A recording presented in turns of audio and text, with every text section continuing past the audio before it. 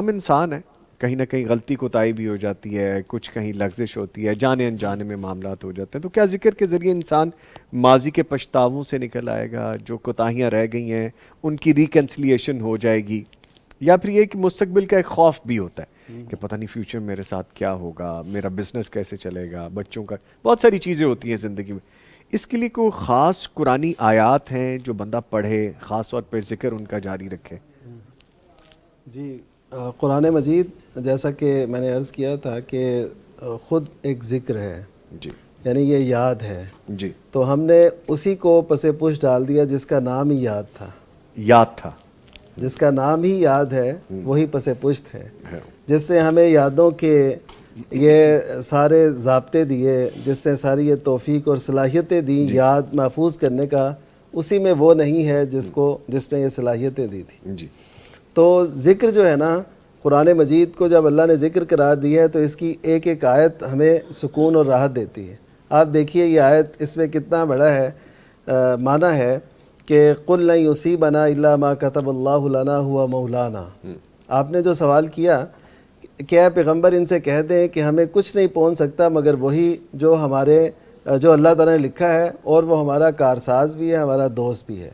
اب یہ آیت ماضی کے جو بھی مشکلات آئیں ہمارے سامنے تو ان کو کیسے کور کرتی ہے, کیسے ایک سہارا دیتی ہے, کیسے دلاسا دیتی ہے. وہ آیت مبارکہ کہ اِنَّ مَعَ الْعُسْرِ یُسْرًا, کہ تنگی کے بعد آسانی ہے. فَإِنَّ مَعَ الْعُسْرِ یُسْرًا, پھر کہا کہ تنگی کے بعد آسانی ہے.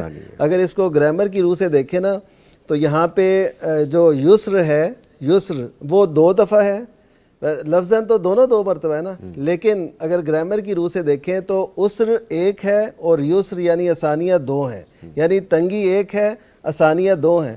وہ ایک عربی کا شاعر کہتا ہے نا, اذا تعم بک البلوى ففکر فی علم نشرہ فعسر بین یسرین اذا فکرتہ تفرح.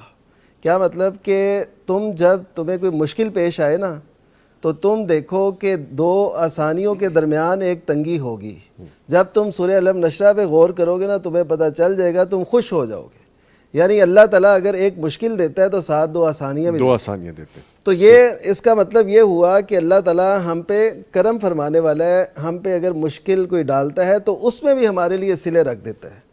اور قرآن مجید دیکھیے وَبَشِّرِ الصَّابِرِينَ, یہ اسی صلے کا تو نتیجہ ہے کہ تم نے جو صبر کیا اپنی زندگی کی مشکلات پہ, تو یہ صلہ اس کا لیتے جاؤ. یہ بشارت اس کائنات کے مالک کی طرف سے ہے جو قدم قدم پہ ہمیں سکون اور راحت دیتی رہتی ہے.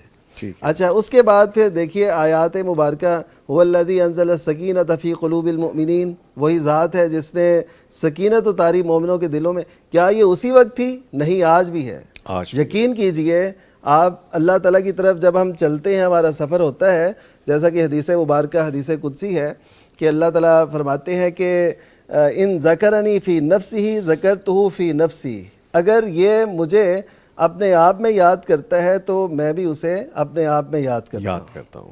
ان ذکرنی فی ملأ ذکرتہ فی ملأ خیر منہ, اگر یہ میرا تذکرہ کرتے ہیں, میرا ذکر کرتے ہیں لوگوں میں, تو میں ان سے بہت اعلیٰ میں ان کا تذکرہ کرتا ہوں. اور کتنا پیارا یہ, لیکن دیکھیے آغاز جو ہے نا وہ بندے کی طرف سے, ان ذکرنی, وہ میرا ذکر کرے. یعنی ہم تو کچھ بھی نہیں ہے نا, اللہ تعالیٰ کے مخلوق اور ایک عاجز سے بندے ہیں اور بالکل بے حیثیت سے ہیں.